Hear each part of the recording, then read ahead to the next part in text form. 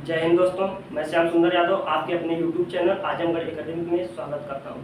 दोस्तों कहते हैं ना कि ना थके हैं पैर ना ही हिम्मत हारी है, ना थके हैं पैर ना ही हिम्मत हारी है, शुरुआत कल की थी सफ़र आज भी जारी है। आइए इसी के साथ हम पिछली वीडियो का कुछ रिवीजन करते हैं और उसके बाद अपने सफ़र को आगे बढ़ाते हैं। जैसा कि हम पिछली वीडियो में बताए थे कि बायोलॉजी का इंट्रोडक्शन दिए थे, आइए कुछ उसका रिवीजन करते हैं। आज बात करते हैं बायोलॉजी की।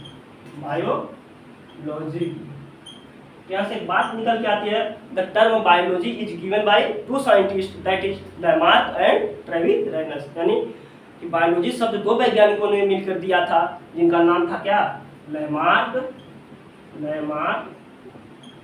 And Travis.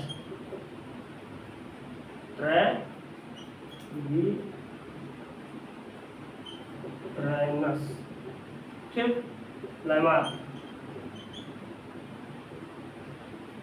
ट्रेविस।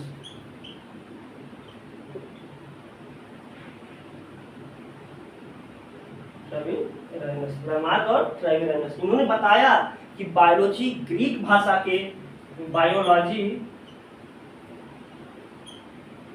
ग्रीक भाषा के दो शब्दों से मिलकर बना है, बायोज प्लस लॉगोज।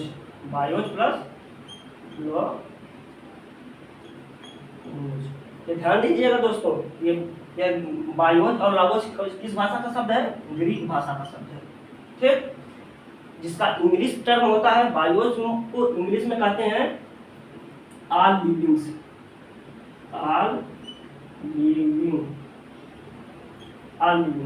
और लॉगोज को इंग्लिश में कहते हैं स्टडी। ऑल लिविंग्स या लाइफ, इसका हिंदी टर्म होता है सभी सजीव या जीवन। सभी सजीव या जीवन स्टडी में जानते हैं, अध्ययन करते हैं इसे हिंदी टर्म में। तो यहाँ से बायोलॉजी की एक डिफिनीशन निकल के आती है कि विज्ञान की वह शाखा जिसके अंतर्गत हम सभी सजीवों के जीवन का अध्ययन करते हैं उसे बायोलॉजी कहते हैं। The branch of science in which we are study about all living being is known as biology. ठीक, आइए इसके साथ एक बायोलॉजी का एक महत्वपूर्ण क्वेश्चन आता है कि बायोलॉजी के पिता किसे कहते हैं, जनक। अब बात करते हैं बायोलॉजी के जनक की बात करते हैं तो बायोलॉजी के जनक अरस्तु हैं। बायोलॉजी के जनक अरस्तु को कहते हैं, जिसे इंग्लिश में एरिस्टॉटल भी कहते हैं। इंग्लिश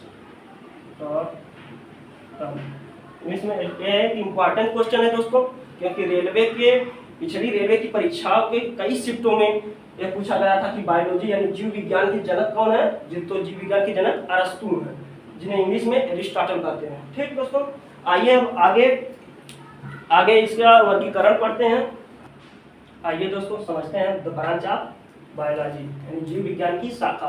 तो जीव विज्ञान को मेनली दो शाखा में बांटा गया है। नंबर 1 वनस्पति विज्ञान, नंबर 2 जंतु विज्ञान।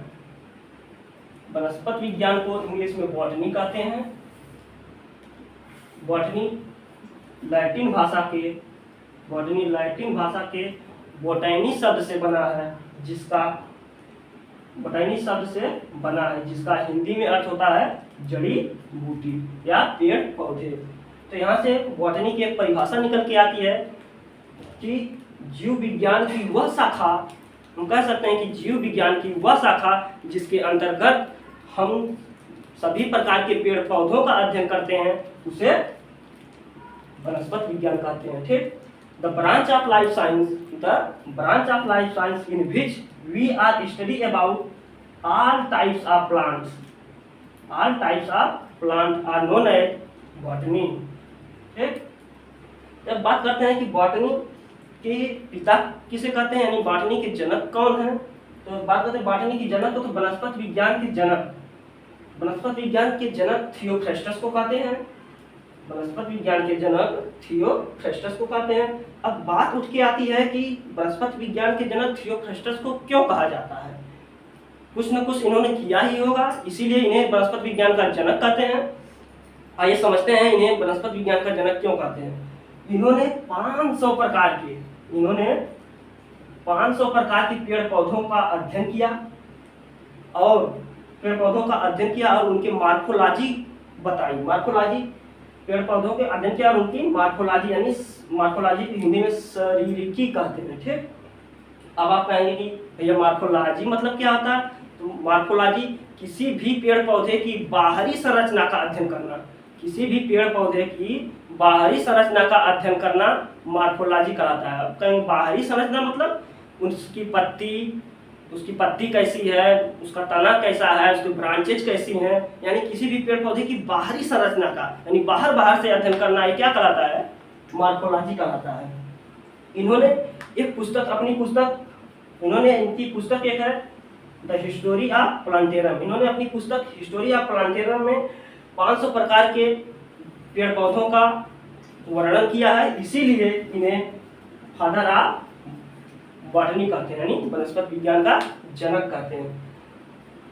वनस्पति विज्ञान के जनक कई परीक्षाओं में दोस्तों बहुत बार पूछा गया है। ये आप मेंशन कर लीजिए और दिमाग में बैठा लीजिए कि वनस्पति विज्ञान का जनक किसे कहते हैं। वनस्पति विज्ञान का जनक थियोफ्रेस्टस को कहते हैं। एक ये क्वेश्चन और एक इनकी बुक, यानी यदि कोई पूछेगा वनस्पति विज्ञान के जनक थियोफ्रेस्टस की बुक कौन सी है, तो आपको याद रखना चाहिए कि इनकी पुस्तक हिस्टोरी ऑफ प्लांटेरम है।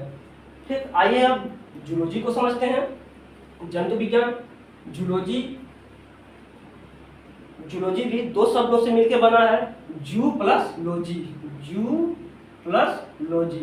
जू मीन्स आप जानते ही होंगे, जू मीन्स क्या होता है, चिड़ियाघर।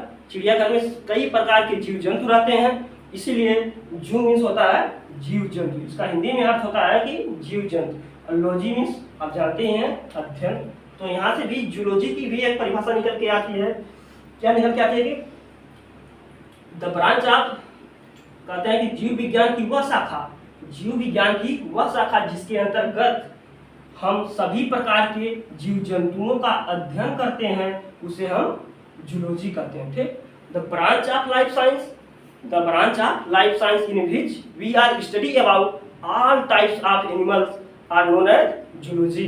ठीक, अब यहाँ उनको भी बात आती है कि जंतु विज्ञान के जनक कौन है। तो जंतु विज्ञान के जनक अरस्तु है। वही अरस्तु जो जीव विज्ञान के जनक है, वही अरस्तु जो बायोलॉजी के जनक है। एरिस्टोटल इनको हिंदी में कहते हैं। ठीक, अब हम समझेंगे कि अरस्तु जीव विज्ञान के जनक और जंतु विज्ञान के जनक दोनों के जनक क्यों कहे जाते हैं। आइए समझते हैं। अरस्तु ने भी 500 प्रकार के जीव जंतुओं को लिया।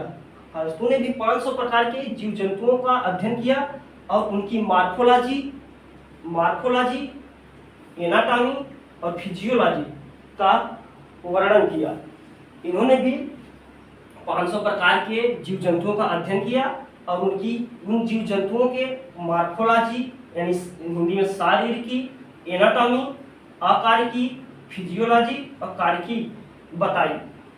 ठीक, अब समझते हैं कि मार्फोलॉजी किसे कहते हैं। वही मार्फोलॉजी जो थियोफ्रेस्टस साहब ने पेड़ पौधों की मार्फोलॉजी बताई थी, वही मार्फोलॉजी इन्होंने भी बताई। मार्फोलॉजी मतलब होता है जीव जंतुओं की बाहरी संरचना का अध्ययन। अब ये तो पेड़ पौधों की बाहरी संरचना का अध्ययन किए थे, अब ये जूलॉजी में अरस्तु जीव जंतुओं के बाहरी संरचना का अध्ययन करना ही क्या कहलाता है, जंतु विज्ञान कहलाता है। ठीक, बाहरी संरचना मतलब हम जैसे हम लोग भी एक जीव जंतु एनिमल्स में ही आते हैं, जैसे नाक, कान, आईज, आंख, इन सब का अध्ययन करना ही, बाहर से अध्ययन करना ही क्या कहलाता है, मार्फोलॉजी कहलाता है। यानी हम कह सकते हैं किसी भी जीव जंतु के बाहरी संरचना का अध्ययन करना ही मार्फोलॉजी कहलाता है। और एनाटॉमी मीन्स क्या होता है, मतलब किसी भी जीव जंतु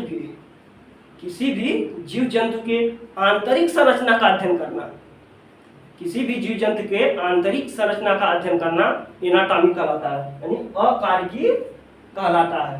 ठीक, आप कहेंगे कि आंतरिक संरचना का अध्ययन करना मतलब आंतरिक संरचना का अध्ययन करना मतलब हमारे किडनी का अध्ययन करना, हमारे फेफड़े का अध्ययन करना, हमारे लीवर्स का अध्ययन करना, हमारे हार्ट का अध्ययन करना, ये क्या कहलाता है?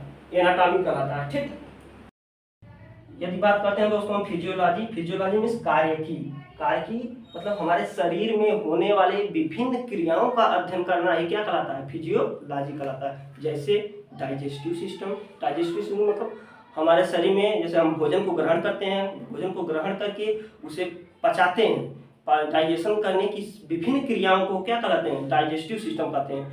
और जैसे कि श्वसन तंत्र, respiratory system, blood circulatory system, skeletal system, reproductive system आदि प्रकार की क्रियाओं को करने की क्रिया को क्या कहते हैं? फिजियोलॉजी यानी कार्य की कहते हैं। ठीक, तो आप कहेंगे भैया यह सब आपको कैसे पता?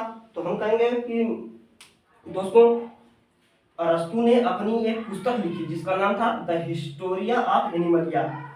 हिस्टोरिया ऑफ एनिमलिया में इन्होंने 500 प्रकार के जीव जंतुओं का अध्ययन किया और उनकी मार्फोलॉजी, एनाटॉमी और फिजियोलॉजी का वर्णन किया है। इसीलिए इन्हें जीव विज्ञान यानी जंतु विज्ञान का जनक कहते हैं। ठीक, आप कहेंगे कि भैया यह तो समझ में आ गया कि इन्हें जंतु विज्ञान का जनक क्यों कहते हैं,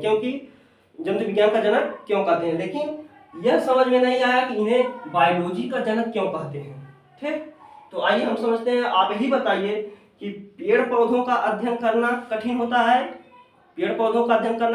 है कि जानवरों यानी एनिमल्स का अध्ययन करना कठिन होता है? जाहिर सी बात है कि आप कहेंगे कि एनिमल्स का अध्ययन करना ही बहुत ही टफ होता है। वास्तव में दोस्तों एनिमल्स का अध्ययन करना बहुत ही टफ होता है। एनिमल्स मतलब मैमल्स में ह्यूमन बॉडी का अध्ययन करना ही बहुत ही टफ होता है। ठीक, इसीलिए इनको जंतु विज्ञान के जनक के साथ साथ बायोलॉजी का जनक भी कहा जाता है। क्यों नहीं कहा जाएगा दोस्तों? क्योंकि थियोफ्रेस्टस ने सिर्फ प्लांट्स के मार्फोलॉजी का अध्ययन किया, जबकि अरस्तु ने जीव जंतुओं के मार्फोलॉजी को बताया, एनाटॉमी को बताया और फिजियोलॉजी, 3 चीजों को बताया। इसीलिए इन्हें जंतु विज्ञान यानी जूलॉजी के जनक के साथ साथ बायोलॉजी का जनक भी कहते हैं। आई होप दोस्तों आप लोगों को समझ में आया होगा। मिलते हैं नेक्स्ट वीडियो में, तब तक के लिए जय हिंद दोस्तों।